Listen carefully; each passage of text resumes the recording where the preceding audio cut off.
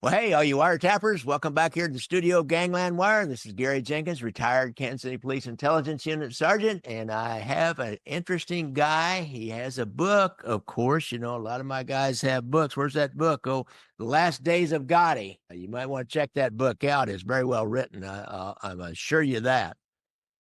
Mark D. Black. Mark, welcome. I really appreciate you coming on the show. Well, thank you, Gary. Now, Mark, as I'm going through this book, you're like my friend Steve St. John, who I have some other shows with. Many of my regular fans will know that name. And you were an orderly down in Springfield in the federal hospital, in the prison hospital down there. Now, how did you even end up in the federal prison system, I guess, is my first question. Well, I was charged with drugs and the firearms violation, and I got 7 years in state and then in the feds. And then when I got done with my state sentence, I went to the feds and did some time at El Reno in Oklahoma City. And then when I was timing out, they decided to send me to Springfield Federal Medical Center to work, take care of the sick inmates. Yeah, they have a bunch of those guys. I've seen pictures of Tony Ducks Carollo and Fat Tony Salerno, and then there's these old guys that are just sitting there in their wheelchairs and they can't really get around. They can't do anything. So you were the guy that helped them out.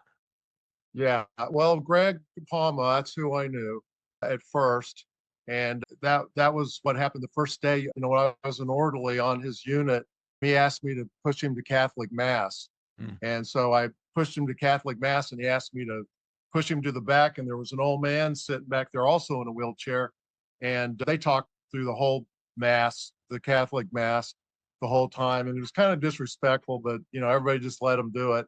And then when he got out, he told me that that was Tony Ducks Corella that he was Mm. talking to, and that they'd been really good friends. And he said that Tony had had some problems with John at one time, but all was forgiven and they were friends. And then I'd see him with Tony at Mass every once in a while, but Tony was on another unit. So So you got to know Greg DePalma pretty well, if I remember right. yeah, when I got on the unit, I was on his unit for quite a while, like almost a year and a half. And one of the ways that we got to be friends is that I was a gopher for the orderly or the guard there, and I had a schedule down, and he wanted, and I would take smoke breaks in the bathroom. You weren't supposed to do that, but Greg DePalma asked me if he could ride in the car, so we started doing smoke breaks in the bathroom on his unit. And when I knew the guard wasn't available, and we got to know each other like that. And he started, you know, after about a couple of months, he started telling me stories about himself.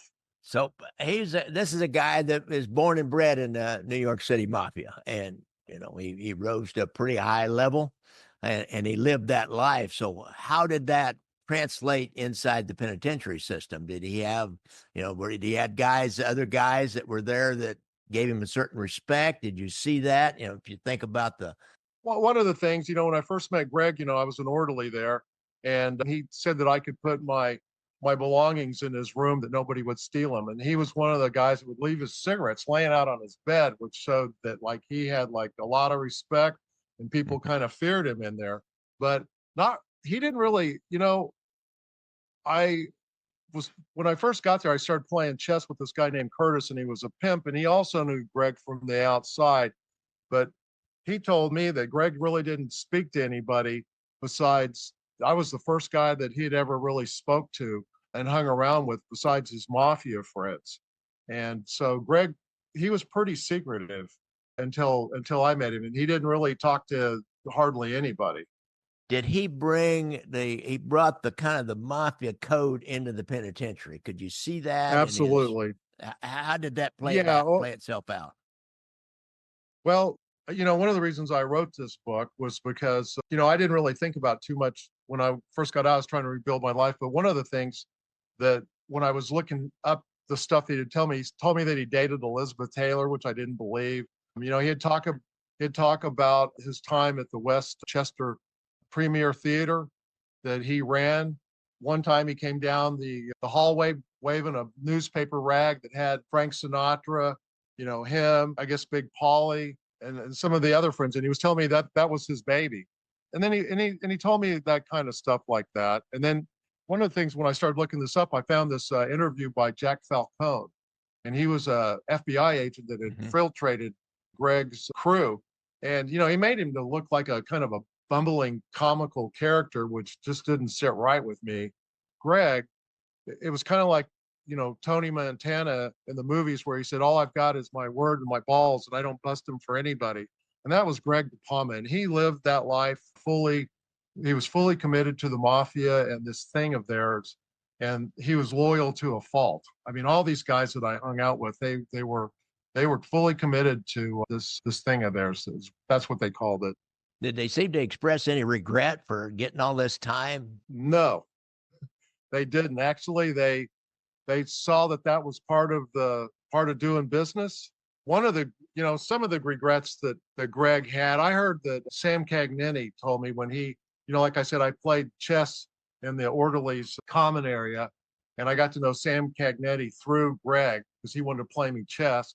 But Sam told me that Greg's wife was always busting his balls over his son, but he didn't really elaborate. The only thing that he really regretted was that I guess Sammy Gravano, with who ratted him out, he said that really broke his heart, John's heart. And he said that, that he would have taken a bullet for Sammy. And he called him, I mean, anybody that he didn't like, and he said that, that Sammy just didn't rat John out. He ratted a whole bunch of people out, which I didn't really know anything about that. When I first went, I didn't know anything about, I didn't even know who Greg DePalma was. I'd heard about John Gotti from the newspapers and all that, but I didn't know anything about the Gambino crime family. I didn't know who Greg DePalma was, and or Sam Cagnini, who Greg introduced me to because Sam played chess too. And he was a very secretive guy. He never came out of his room. The only time he came out of his room was to cook his own meals at the microwave. And he wore these big yellow pajamas. He was like about a 300-pound dude. And he said that he was a police officer at one point too. And he said he could read people pretty well. And that when Greg DePalma was talking about killing Nikki, he told me, he said, I used to be a cop. And he said, I could read people pretty good. And he said, unless you're full of shit or just stupid, he said, I know that that something's going on with Greg. And so just cut the crap. And so Sam Cagnani was just a kind of a no bullshit guy. He actually reminded me of the guy that plays the Penguin in the Batman or the Penguin story, the guy that Colin Farrell plays. I mean, Yeah. it was kind of that kind of rough, no nonsense, straight shooter. And I like Sam. I like Sam a lot. Now, I understand he was out of the Trafficante family down in Florida. So these guys, wherever they're from, they're mafia. Then they get together. They know each other. Right. That you Yeah, watch they that knew play out. each other they knew each other. And like I said, Curtis was this pimp that I used to play chess with, and he told me that, like that's all. Greg didn't even hang out with anybody. But like I said, when I started hanging out with Sam, we started playing chess. He asked me if I could get him some ingredients for spaghetti dinner. And since I worked with the orderlies, I had connections with the orderlies that worked in the kitchen. And so I got him the meat. He had a whole list of ingredients that he wanted. Yeah. And I got those ingredients for him. And he started making spaghetti dinners, about twice a month. And then through my other connections, throughout the prison, we got some prison wine to kind of drink with it. And that's how I got to know Sam. And so we started, communicating quite a bit after that. Yeah, it's interesting. That's the scene right out of the Goodfellas where the late Ray Liotta character Henry Hill runs around and gets the different ingredients and brings them back. And then Big Paul Vario, the character, I can't remember. I think they called him Big Paulie in the movie, and he's like slicing the garlic really thin and making this big fancy Italian meal with some wine and everything. So Well, this was prison wine. I mean, yeah. it wasn't like outside wine. I mean, I think these guys, I never really saw how they made it, but one of the guys that I was buying it from, he said they were putting it inside the walls of the prison, so the guards couldn't find it. And Sam, like, I never really saw him bake it, but like what he'd do, I would go down, I would give an orderly his list, and then I was one of the orderlies that would go down and bring a food carrier up to the unit, and then I would hand out trays to the inmates, and he stuffed it inside this food carrier. And so Sam would be sitting on his bed, and I just grab this big old bag and just throw it at him as we went by, and the guard was kind of in front of me. Yeah. And Sam would catch it like a football. And then later that night, he'd have everything ready. And it was just me and Greg and Sam that ate the spaghetti dinner. Like I said, twice every month till I left. Really? Now, if I remember right in your book and from what your notes, that Sam would share a few mafia stories with you. Can you relate any of them that Sam would share to the guys? Yeah, some of the Sam stories that he told me that he was a cop. And like I said, I told him that he told me that he could read people pretty good, unless I'm deaf, dumb, and full of shit. He knew that I knew what was going on. And he was another guy that did not like Sammy Gravano. He said he was, that John was going to wear it to the end with his chin up, and that he was proud that he'd never read it out. And he said not like that Sammy fucking cunt Gravano. So Sam didn't like him either. He also told me that how he got caught was that he used to buy different houses that were next to each other, and he would build a tunnel from the house to house. And he said it was kind of like a whack-a-mole. The cops would come in to bust him, and he'd put a tunnel underneath the washing machine. And he would have guys build a tunnel to the next house. And so when the cops came in, he'd just get in the tunnel and go over to the next house and watch them, going through the house trying to find him. And they never found him. He said that then the last time the tunnel wasn't built, they came in to get him, and he said that he opened up with his Thompson 45, and they fired in tear gas. And that was the end of his story. And he said, "Now I sit."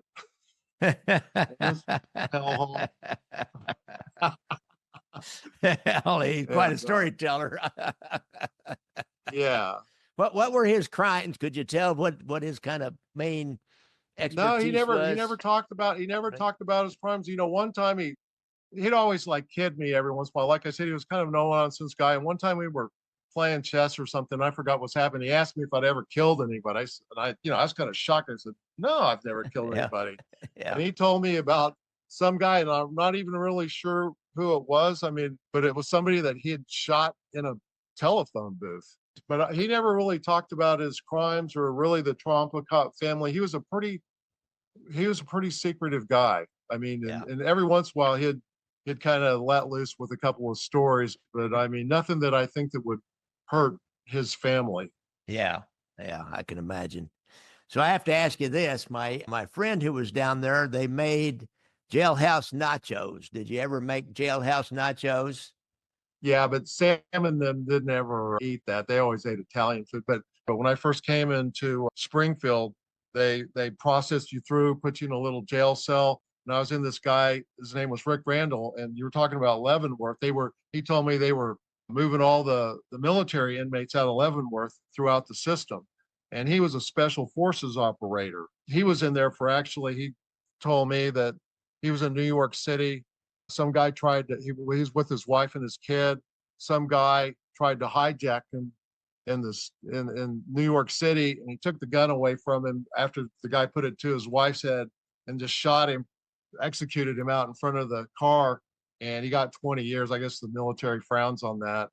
When you go into the prison system, the Mafia is just one gang of like very many. I mean, they're not even the most dangerous. So I mean, the ABs, the Aryan Brotherhoods, are dangerous. But I got to be friends with some of the Mexican cartel, and they would make those nachos, and they would also make these fantastic tamales that I would buy, and I would share them with Rick. But they would take a bag of Fritos, and crunch them up, and get some meat down from the kitchen, and then they'd roll up these tamales, and that was really a big thing on the unit too. But Sam and Greg and them, they never ate that kind of stuff. Yeah, interesting. So now let's talk about John Gotti. You've mentioned him a couple of times. You knew when he came. Now tell the guys, how did you know that Gotti came? And did you work with him? Was he in solitary? He was in solitary before, I believe, but he was in solitary. Tell us about John's last days. I didn't really know too much about what had happened to him. But like I said, my friend Curtis, he had his ear to. He had like a lot of people like singing to him. I guess telling him what was going on. But he told me John called some black guy and where he came from, and he got punched in the face. And then Greg told me he just said one day when we were taking smoke break, he goes, "Hey, my friend John is Gotti's getting ready to come to Springfield, and he said I want you to help him out while he's here."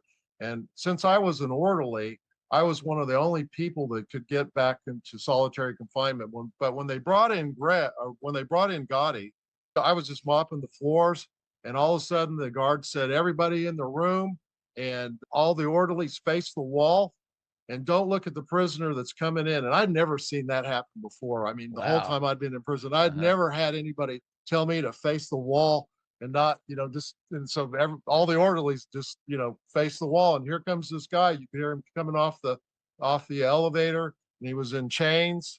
And I heard him say as he's going down the hallway, "Oh, so this is my new fucking home." And then they put him in solitary confinement. And solitary confinement, it's kind of roped off. It's got a line, and if you cross, it's got a big sign that says, "Any inmate that passes this line will be put in the hole, and your commissary will be taken away," and blah blah blah. And then past that line, there's a big steel bars that go all the way across the hallway. And then once you go inside that, there's two iron doors with bean holes in them that are embedded in the concrete. And this is the solitary confinement that they put John in. Okay. When I first met John Gotti, I was delivering his meal to him. And actually, Greg had wanted me to give him a kite. And I'm not sure if you know what that is, but it's kind of a little messaging system. It looks like a little paper football. People write messages on it. And it's the only way that John can communicate to the outside and people to him is by an orderly giving him these kites. And so Greg wanted me to give him a kite. And when I went in there to deliver his meal, the first time I saw John, he was like in this 6 by 12 by 9 cell. It was painted this drab yellow. The bed was bolted to the floor. He had like a combination aluminum sink and toilet, and a little mirror on top of that. And it looked like he had his family pictures on around the mirror. And then he had like a little 4 by 4 window that like was dusty and had bars and a steel grate over that where he could look out into the yard. And you could tell by my first impression of John is like you could tell that he was stressed out. You could see it etched in his face. And I kind of sensed, a sadness and the realization of his acceptance to this, to his grim fate that he had been given to. Because, like I said, but he still kept an upper lip. And when the guard went to check across the hall to look into this other cell, I put his food tray down on the bed, pulled that kite out, threw it on the bed, and he didn't even hesitate. He just like pushed it off to the side, and he kind of got that cocky, confident grin that you see in the Yeah. newspaper. Yeah. And he extended his hand and he said, "My name's John Gotti.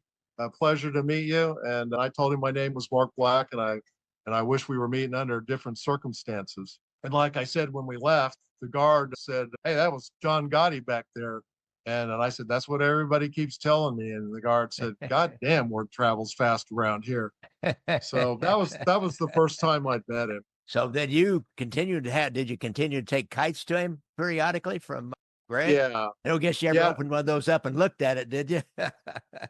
No, No. I never did that. Well, one time, I'll tell you one time, Greg, later on, just before I'm leaving, John sending kites out Sam wanted to send a kite to Greg or to Gotti too. One time when he opened it up, it was just a bunch of betting slips. Because I don't know if you know this, but these guys bet on football games and Yeah. everything else in Heard there. that.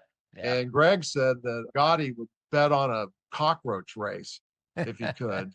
And that's what he was sending betting slips to Greg so he could make bets for him.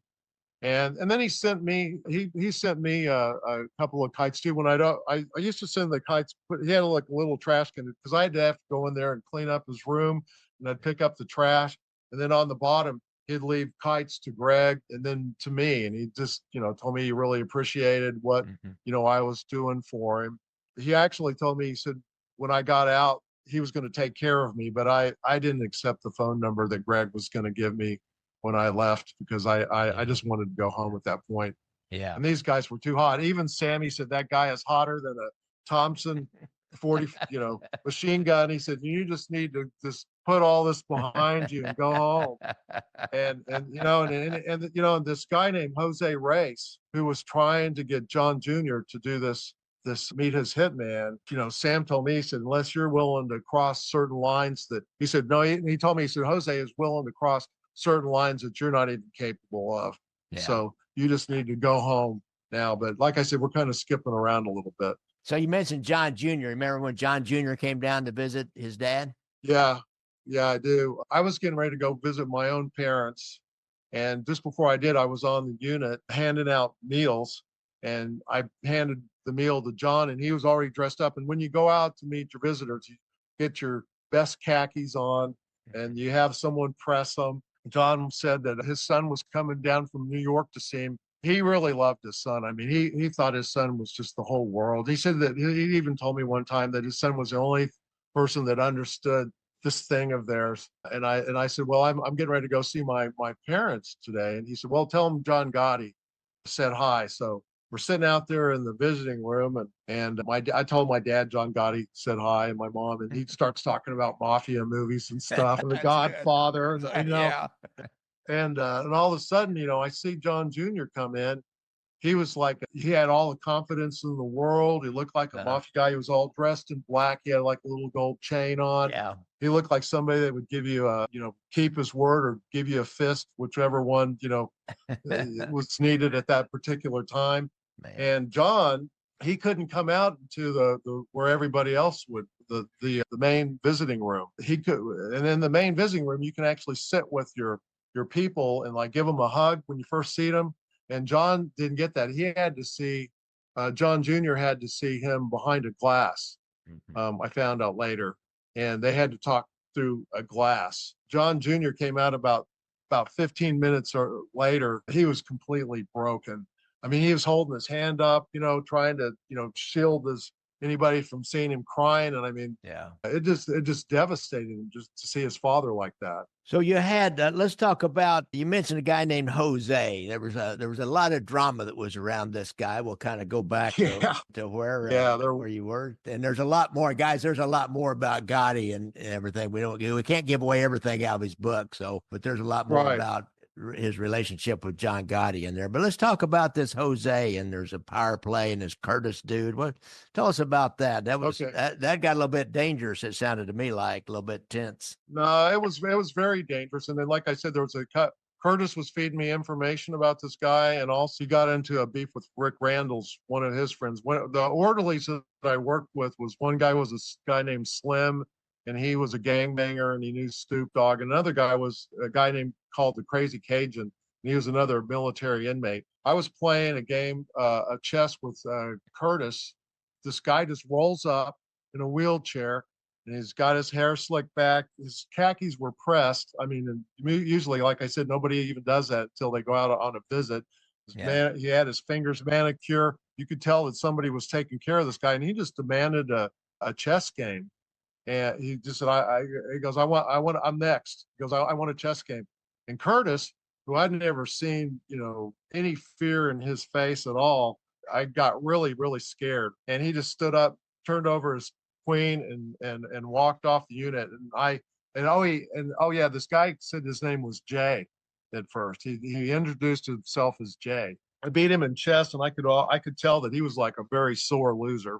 Oh. He wanted another game, and I told him, no, I got things to do on the unit, and I maybe we can play later.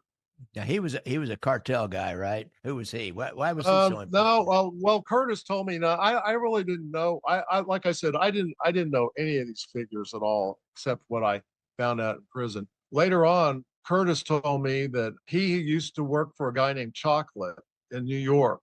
They sold heroin. And when Chocolate went to prison, he took over the operation, and he had a hitman or a guy that worked for him named Freddy Krueger, and he was like his assassin. I guess he paid him like $1,000 a day, and he'd just light up whoever Jose told him to light up. He said that this guy was so brazen that he went after a fellow gang member on a bridge in full traffic. This guy got up on the hood of a car with an AK-47 and opened up on a taxi with an AK-47 to kill this rival drug dealer that Jose didn't like.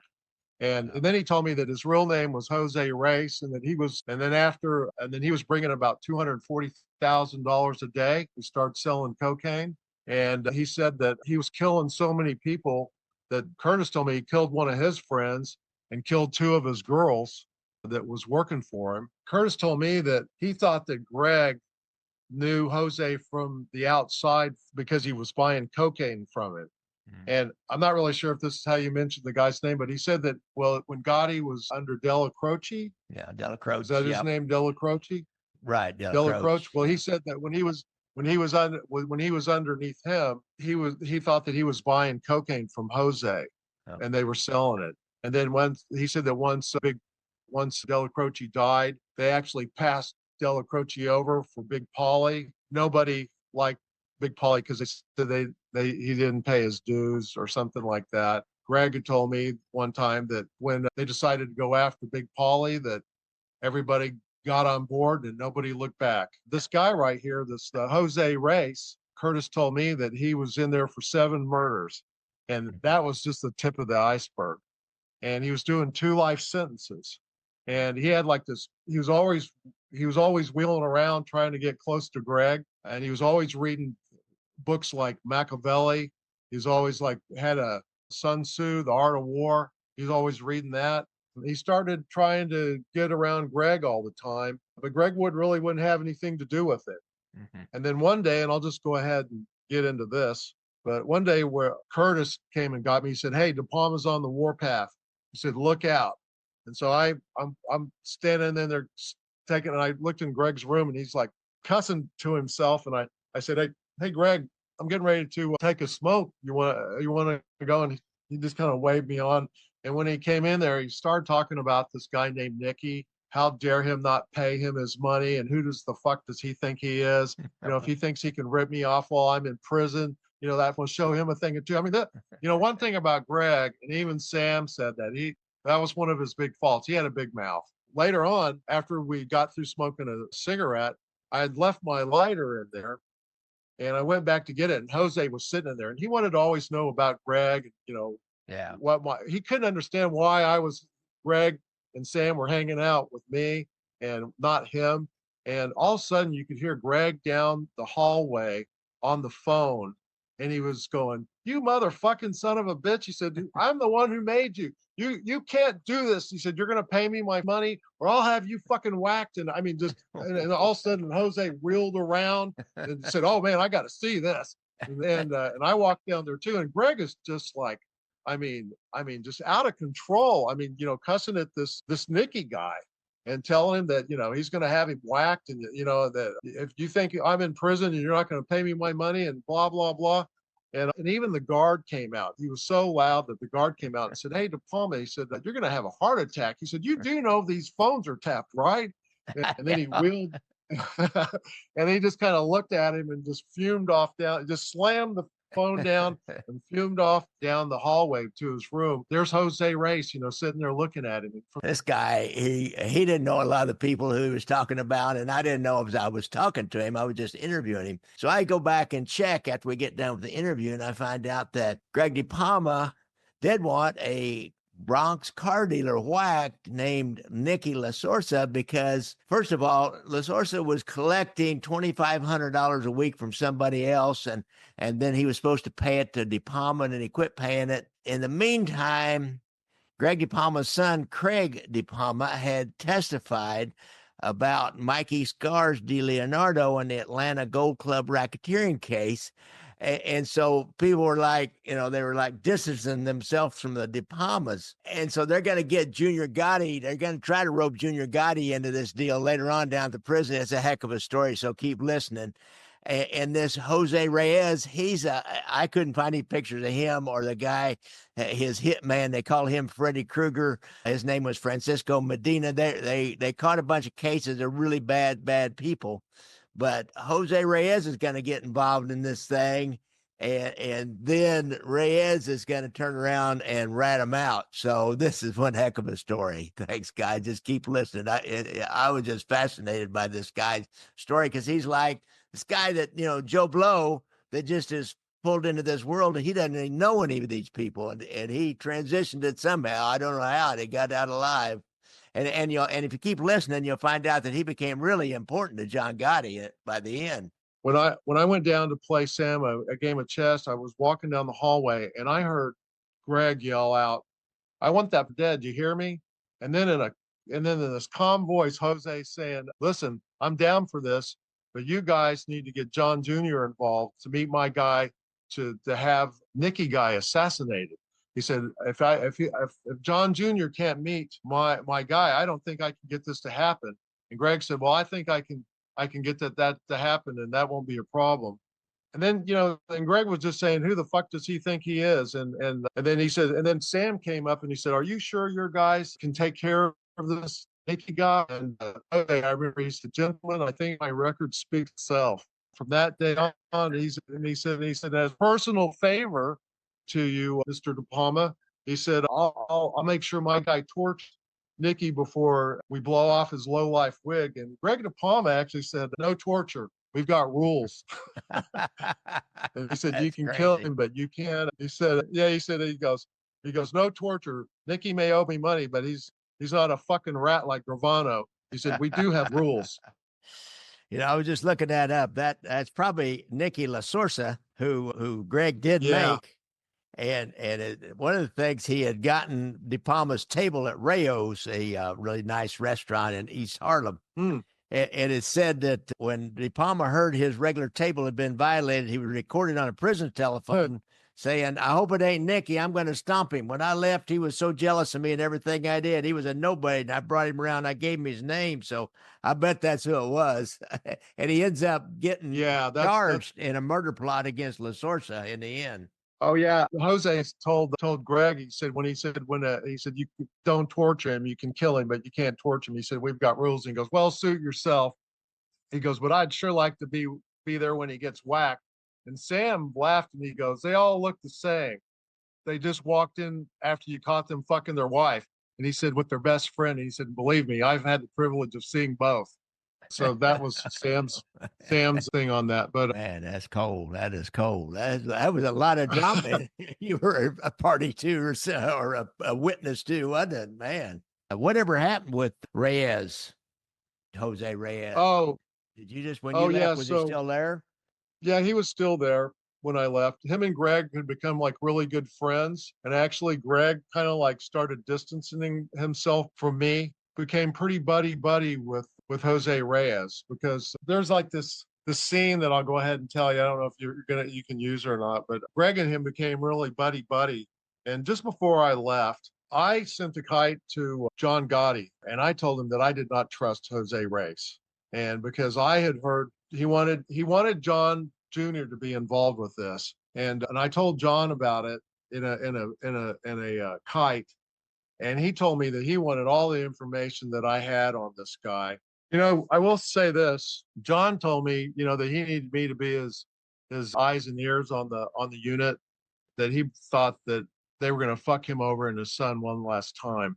And I told John, what I was seeing on the outside. Greg went out to talk to John to get an okay for this hit, because Jose Reyes said, "Look, you got to get John Gotti involved. You got to get his Yeah. son involved." And I wrote a kite to John and I said, "Look, this guy is not trustworthy. He's trying to get your son involved in this hit on Nikki." And Greg basically shot Greg down on all of this. John shot Greg down on it. Yeah, and like I said, I didn't really even know who these guys were when I went into prison. John told me, he said, "Look, I want you to give me all the information that you got out there." He said, "You've got to be my eyes out there on the unit." He said, "I can't see what's going on. So you've got to like tell me what's going on." And I told him, I said, this Jose Reyes is trying to get John Jr.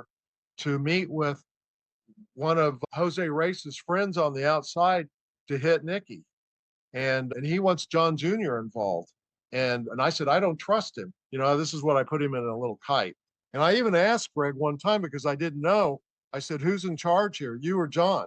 And he said, that John was in charge, and that he mentioned something about Big Polly.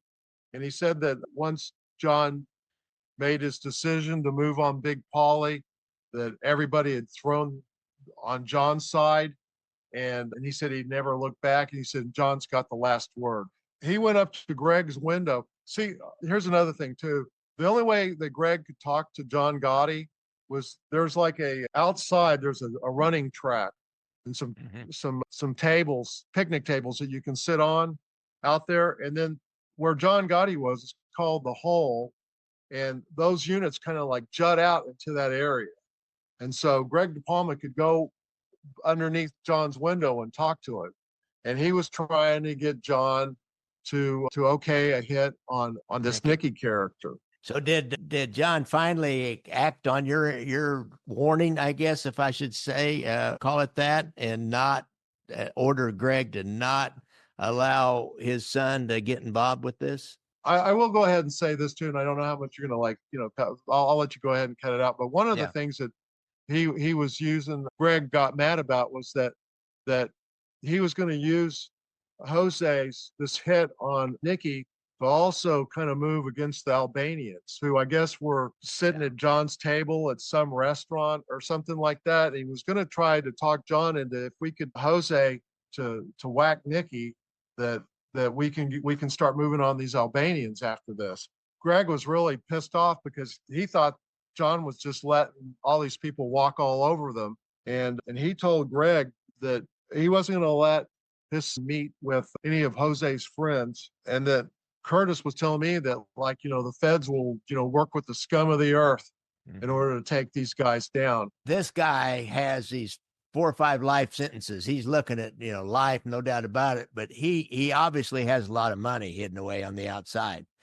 And now he's wanting to make sure that Gotti and Gotti's son are involved, and he's going to send somebody to do a hit, but really Nikki. not for Greg Palma, but really for Gotti, because Gotti, he's bringing the Gottis into it. That's the kind of currency that you can trade to walk from 2 or 3 life sentences if you can deliver up John Gotti's son, especially at this point in time. Yeah. I mean, you were right on that. I have no doubt in my mind that dude was trying to set him up to buy himself getting out of the penitentiary. Yeah. Jose, was doing like 2 life sentences. And, and he had to get Greg, he was trying to get Greg to get Gotti to get his son involved to okay this hit. And then he actually said, Curtis, who I played chess with, there was a guy that was cleaning a cell next to Gotti's cell when Greg went up to Gotti to try to talk him into this. And he was trying to use this hit on Nikki as a stepping stone to take care of some of these Albanians that I guess were moving in on John's territory. I didn't really know that much about, the Albanians and all that kind of stuff. And Greg never really talked to me about that, but his friend that was cleaning out the cell said he was trying to get John Jr. to meet this hitman that was a friend of Jose to take out Nikki, and that this would be and he was trying to talk him into this would be a stepping stone to take out the Albanians too. Yeah. It's a pretty bold move to join with some Hispanic hitmen, Hispanic drug dealers in order to take out the Albanians. I think the Albanians are like an Eastern Bloc group. I mean, I think they're kind of Russian type. Yeah, and they're strong. They're strong in New York City. I've read about them that they really have made a lot of inroads into what normally had been the Italian mafia's territory. So he was right on that.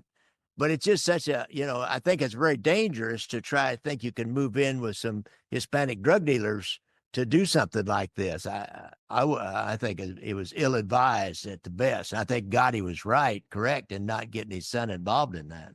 Well, I told them, here's another thing too, that and this is one of, like I said, all my stuff is kind of in chronological order, but Curtis, and this is like a very important part of this, and this is why Gotti shut him down, because when I was talking to Gotti, Curtis had told me that Jose Reyes in the physical therapy room, and it was a physical therapy because you got a lot of sick inmates there and they do physical therapy. And Curtis told me that one of his homies was in there cleaning out the back closets. And he had headphones on, and he didn't hear the guards come in there and tell everybody to get out. he said when he did come out, he said Jose Reyes was sitting there with two guys in suits. Ah, I told John I didn't really know what it meant, but he said, "Hey, look, don't leave me hanging. Don't let me stand here with my dick hanging out. You tell me everything you fucking got right now, and you yeah. tell me, I'm trying to save my son. This is very important." He said, don't let me down on this." And he said, "I swear to God, when you get out, I'm going to let Greg give you a number, and I take care of the people who've helped me out." And he was very adamant about trying to save his son. So I went ahead and told him that I wrote him a kite. Jose Reyes had been seen talking with two guys in suits. The guards had run everybody out of the physical therapy, and one of his Curtis's homies were back there and had his headphones on and didn't hear it. He was listening to his music. And when he came back out there and they looked shocked, he said that Jose Reyes kind of looked up and oh my God, and the guys in suits called the guards and moved him out. And then when I told John Gotti that, he knew that they were trying to set his son up. Yeah. And Yeah. but No Greg doubt wouldn't about hear it. anything about it. Yeah, Greg wouldn't. He didn't I want. tried to tell Greg, this he didn't want to listen to it. He wanted Nikki dead.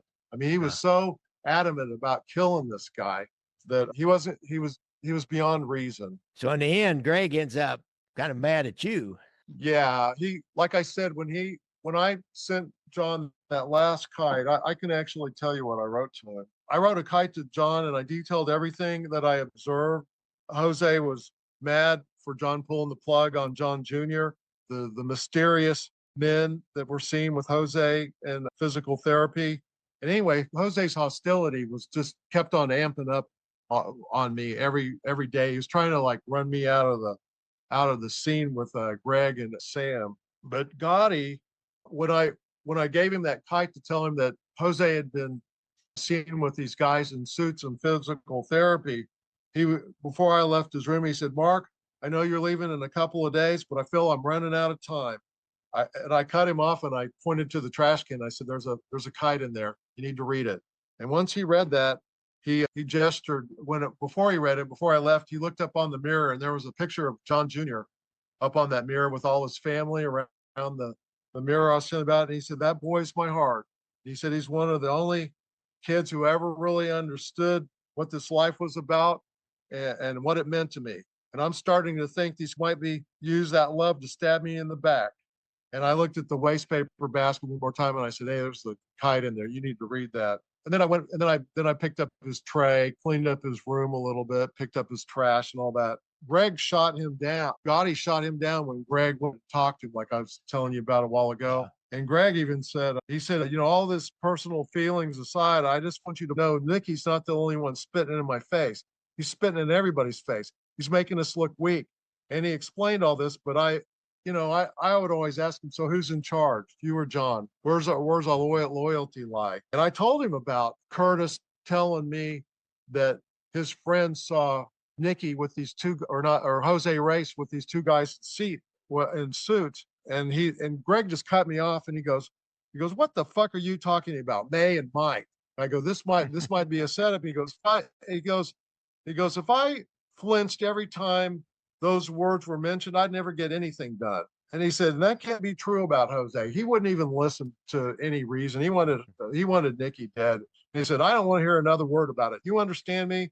And I could sense like I was being cut off and he wasn't gonna listen to anything about it. And I apologized and I said, and Greg just went, "Forget about it." He said, "I know you talked to John, and I know, that you guys, have something going on." He said, "But just, he said, but after he talked to John, after he was at the window and John shot him down and he told him that he wasn't going to let his son meet Jose Reyes' hitman, I was sitting out there watching him talk to John, and I was sitting out on a little picnic bench and I saw Greg talking to John, and you could tell like he was like a man with a hat in his hand trying to get, this hit done on Nikki. When he rolled back up to me, I said, "Well, how'd it go?" And he goes, "Well, you fucked me again." and, and I said, and I apologized to him, and I said, and I held up, and I said, "I'm sorry." And Greg held up his hand. And he says, "It's okay. John's the boss, and you're right. You did what he asked, and we're proud of you." Yeah. And he said, and to show you that there's no hard feelings, I'm going to give you a phone number. John wants me to give you a phone number when you get out. and I want you to call this phone number. And I told him that I did artwork and stuff like that. And he said that he knew some big galleries in New York City and he was going to set me up Yeah. and all this. But everybody told me not to take that phone number. Yeah. And even Greg, Greg tried to give me the phone number, I go, I think I just want to go home and I want to be done with all this. And he goes, what are you, a snitch? And I go, come on, Greg. And he goes, oh, I'm sorry, dude. He said, I overreacted. He said, I said, I know you're doing what you think is right. But he said, but that Nikki fuck still got to go. So, well, in the end, I see in your notes here that in the end, the prosecutor's star witness on a case against Sammy and Greg DePalma about killing Nicky LaSorsa was Jose Reyes, who ends up getting out for his help in this. So yeah, I didn't even know that before. And actually, before we had this interview, I kind of looked up Jose Reyes just to kind of get an idea where everything was. And I'm not even really sure if this is him, but I think he got busted again. Yeah, for cocaine. Oh, another thing too, Gigante. I think the guy's name was Gigante.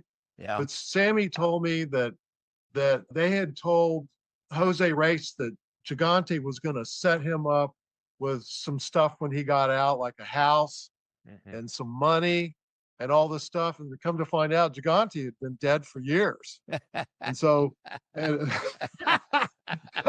so they were going to fuck Jose Reyes too, because Sam wasn't really sure who. He goes, until I can figure out what the fuck is going on here, he goes, you just need to go the fuck home. And he goes, and we're playing games with Jose Reyes too. And so I guess, when I read about the court case a little bit after they had gotten out. And I guess the jury found story that I'm telling you so unbelievable that they didn't convict Greg or Sam. And Sam ended up getting out, I guess, spending his last days with his family. Greg, of course, got caught up with Jack Falcone, busted Greg. And that was where Greg spent the last of his days in prison and died in prison. Yeah. So, yeah, interesting. All right, guys. Black Truth, The Last Days of Gotti with Mark Black. This has been Mark Black with us. Mark, this has been a fun interview, great stories. I mean, you got some great stories out of the penitentiary there. I mean, it's just unbelievable. I'll just tell you what Greg told me when I left. When I left Greg, he told me that he was sorry that he'd got such hot-headed on me. And of course, he's going to follow John to the end. He said once they whacked Big Polly, he threw all his chips in with John and he never looked back. And he said, and John's the boss and whatever he says goes. And he said, and we're proud of you. And he said, and to show that, there's no hard feelings, John wanted me to give you a number. And I said, I don't want to take it. He goes, what are you, a fucking snitch? And is Jose Reyes, because Jose Reyes was always trying to make me out as a snitch. Yeah. And I said, no, I just want to go home and be through with this.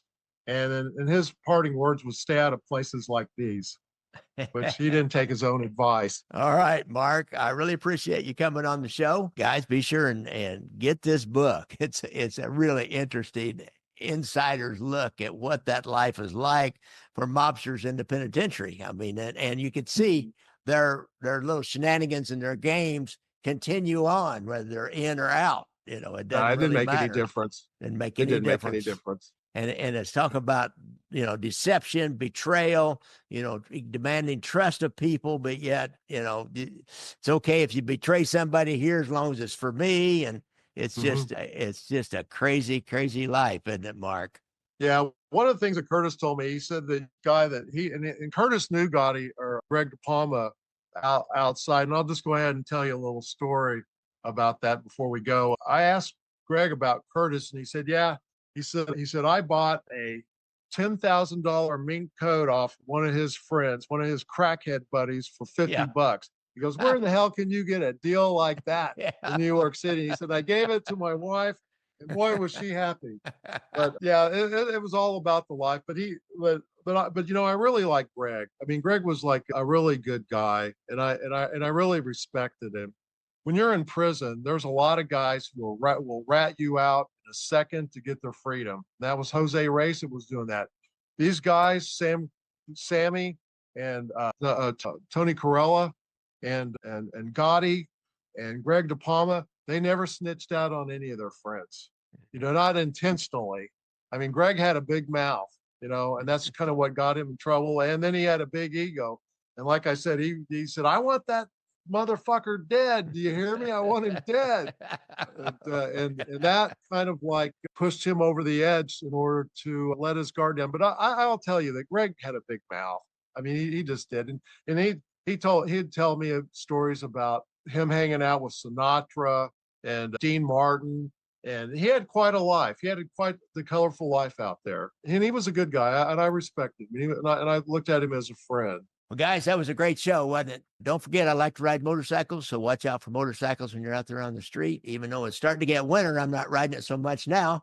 And if you have a problem with PTSD and you have been in the service, be sure and go to the VA website and get the hotline number. If you have a problem with drugs and alcohol or gambling, any kind of addiction, our friend Anthony Ruggiano, who was a Gambino prospect, if you will, a proposed member supposedly, has gone out of that life, and he's a drug and alcohol counselor down in Florida now, and he has a hotline on his website. I think it's reformmobsters.com or something like that. But anyhow, find my book. I wrote that book about the Windy City Mafia stories from the Chicago outfit, and I'm working on one about New York City mob guys. It's a bunch of chapters of short stories taken from my podcast. They're easy to read, and a quick overview of the entire Chicago outfit, and a quick overview of the entire 5 families in the structure. And then with a whole bunch of stories behind it you lay it down, you can read one chapter, lay it down, read another one chapter, maybe only 2 or 3 pages long, but you can really get well versed in the mafia in those 2 cities. I have a movie or 2 out there, Gangland Wire and Brothers Against Brothers. It's on Amazon. Just go to Amazon and research or search for Gary Jenkins Mafia, and you'll find everything I've got, my books and movies and everything. So thanks a lot, guys. And Mark Black, I really appreciate you coming on the show. No, I really appreciate you having me. Thank you. You having me. Thank you. You having me. Thank you. You having me. Thank you. You having me. Thank you. You having me. Thank you.